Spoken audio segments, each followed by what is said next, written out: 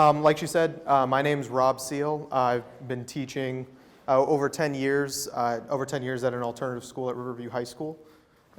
My name is Edward Merrill, and I taught with Rob at that alternative high school for a little bit. Now I've moved to a different venue. So we titled our presentation Inquiry Adventure because it's been just that. An adventure takes you through a lot of twists and turns, and it's not always forward. Sometimes it's back, sometimes it's sideways. As we know, school has not changed at all in the last couple of years. There's nothing like COVID that hit us and caused any problems, which was right at the beginning of our inquiry adventure. So to give you guys an anecdote, when I first started teaching about year 3 or year 4, I'm kind of getting my feet under myself. Those of us that are teachers know that it takes a while to really establish yourself. So I think this story was right after Christmas. I'd just gotten through my syllabus on how class is going to go. I'm excited. I'm doing something a little different. And then I turn around and I see this situation. There's a kid in the back raising his hand. Nobody ever asks questions about syllabus. Like, what is this kid doing? So internally, I'm freaking out a little bit. So I call on him and I say, what's up? And he responds, and I'll cut out the expletive for you guys, but he said, my grandpa said, you won't teach me the real history. And so at the time, I'm in like crisis mode. Like, oh man, we got to shut this down. I got to get it back on track. But looking back on it, it was an opportunity for a kid to kind of show me that I can't be everything to everyone, right? I can't be that hero teacher. I don't grow up in these neighborhoods with these kids. I don't grow up in this situation. So there's no way for me to understand them wholly. So let's give them some power back. And I think that was his attempt to kind of do that. So one of our biggest shifts, and one of the things when we first started meeting with Beagle and getting into the inquiry process, was shifting from this traditional model, teacher in the front, students looking at you, raising hands, asking questions when it's appropriate, to this facilitator model.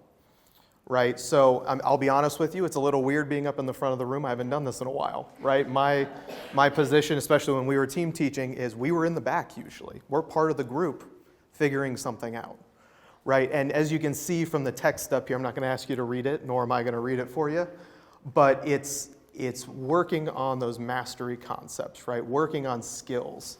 And as a history person, traditionally we're given a list of things that we got to cover, and I got to tell you those things. And that sucks. I want the kids to be able to do those things on their own. And so we work together on those skills to learn these new things and see what the kids come up with and help them along that process. So that facilitator role is a huge, huge piece. So here's some pictures from my classroom, probably around the time of that student raising his hand in the back of the room. Again, you can see those seats facing the front. I got my whiteboard in the front. But I'm attempting to have the kids work together, right? So I'm standing in the back of the room. They're working on whiteboards, right, in small groups. You can see our students in their traditional Riverview green shirts. And having them be the drivers of their education. But really quickly, we realized that this situation doesn't jive with what we want the kids to do. So we completely changed our classroom. Our principal was nice enough to knock down walls, literally, in our rooms and give us more space. So we have the kind of direct instruction space over here with students grouped up a little bit more, working together, and then the workspace on the other side of the room. We've changed classrooms. We're both on different campuses now. I miss my 40-year-old portable because it was built and it was put together the way that really helped us do what we wanted to do. It helped the students become their own drivers in their education, which was our goal, right? And traditionally in Riverview, we're working with students who have been removed from their high schools for various reasons, usually 3 times they've messed up and they have to come to us. So they're already resistant to school. They already don't like being there. They don't like their teachers. And so if we can get them to get re-engaged, to give them that agency to show that they can do it themselves, it's very powerful, very, very powerful. So here's some examples of some of that work.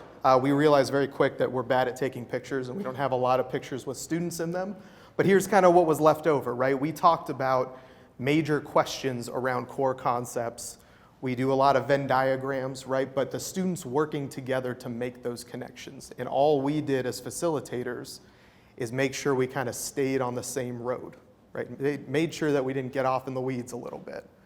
But this is all the student work. This is them driving what they wanted to learn about, what they wanted to ask questions about. And there was some very intense conversation over these questions, if I remember correctly. All right, so another quick, I'm going to sort of hang out here next to Rob because we don't have one lapel mic. So another quick anecdote. So one other thing that sort of made us jump into the inquiry method of doing things was there was this student who, he was with us for, whatever he had done. And he wasn't getting anything out of school. It was very apparent. He had his life kind of planned already what he was going to do, and you could see him there. This was actually when I was working with another teacher, so we combined English and social studies. I also combined English and math, and we worked together a little bit, did some co-teaching. And this student was in this English math class, and he would sit there and not do English or math. And you could see above his head, he really wanted to, he had his life planned out, he wanted to start a business painting and doing drywall. And he knew what he was doing, he had already had experience, and he was just getting absolutely nothing out of being in our classroom. And so I approached the administrator and was like, hey, I'm going to do something totally different. Is that okay with you? Go for it. So we just started asking him questions. Hey, what kind of things do you need? If you're going to run this business of yours, what do you need? And, I started prompting him, well, how would you record how much money you're going to spend and how much money you make? He said, well, I could do this. Well, do you know how to do that? Why don't you go figure that out? And so he figured it out. I sometimes have to stop and show him how to use Excel to create a spreadsheet. He created a bid proposals that he could use. And then he just started having fun. He decided, I'm going to see if I could make a computer case out of drywall and see what that works like. And he just started doing all these kinds of things. You could see that he realized that he could get something out of school instead of just doing things at school. And that really changed his outlook. The next semester, you wouldn't believe it was a different kid. He actually did. He came in, he did his math, he earned his credit, and he got his diploma, he got what he needed. But I think really that the impetus for that was his beginning to see the value of education, that he can actually get something out of it. So this is a different version of the Beagle Inquiry Cycle. This is really the idea that drove what we were doing, right? To get students to start finding things out and asking questions about things that they're interested in. One of the things that we realized that we needed to do if we want to do that is stop delivering content and start teaching skills. So we developed what we called an inquiry toolkit, and using resources is on Canvas, the Canvas LMS. But there's pages that are divided into skills. And so as an English teacher, I stopped teaching all content, sort of, and we just focused on skills. And the thing about this is, sometimes we could grab a skill and we could do it together. Oftentimes what would happen is we'd find a student was lacking a skill and we could send them to this toolkit and have them review that skill on their own rather than take up everybody's time if only one person needs it. So this really started to drive the way that we were teaching. Here's an example of a page where a student could go to look up about sources and evidence and see some different lessons and things and learn those different skills around those, some different lessons around those skills. And really because we can't decide what content they're going to connect with. I think it's a myth to think that you're going to be able to, as a teacher, really find something, be able to be the entertainer in front of the room that engages everybody.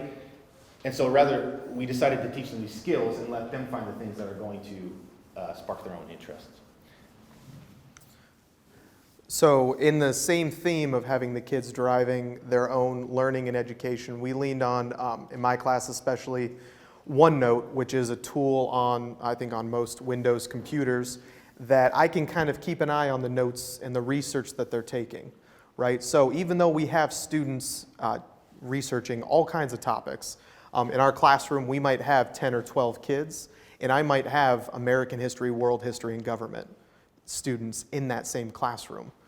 So managing and making sure they're all on track, this tool helped us do that by allowing me to check in on where they are, what they're researching, and I can interact and drop tools, drop research, and go have conversations with them. Like Ed said, we kind of rolled back the content a little bit and gave the kids that agency to kind of explore themselves. And we're there to keep them on that track, right? If we have a theme for the cycle, if we have a goal at the end, that's our job. The other benefit is while the students are doing their research, they're in different places, they're driving themselves. Ed and I can sit and interact with each other. And it was kind of an unknown benefit is having the kids see two teachers talking interacting with one another and maybe fixing problems and, sharing ideas and trying to figure out what we are going to be doing in the next 20 minutes. And the kids commented on that all the time, right? I believe one of the comments was, "Are you guys best friends?" And I was a little hurt when Ed said no, but it's funny. They think we're not real people and that we live in the classrooms, right? And so for them to see two peers, two professional colleagues working together, it was unique. And it kind of shows them how they could interact, especially our students who don't always see positive adult interactions on the regular basis. So this is real work. These are real examples from students. The other benefit and something that we're all dealing with now is ChatGPT. I know my students. I know how they write. I know their voice. And so if a student is going to use ChatGPT, it's pretty obvious. I can call it out, and then we can show them how to use it as a tool, as opposed to being this thing that we're fighting against. Here is another big benefit. We've been working with Beagle for a long time. And here is kind of the grading interface that we use with the students. So you can see the scores up here with the different aspects that we score them on, and then what the students have submitted with their question, their sources, and then their summary down at the bottom. So the nice part with this is kind of the final piece, right? This is their final thing that they've turned into us, and you wouldn't believe how many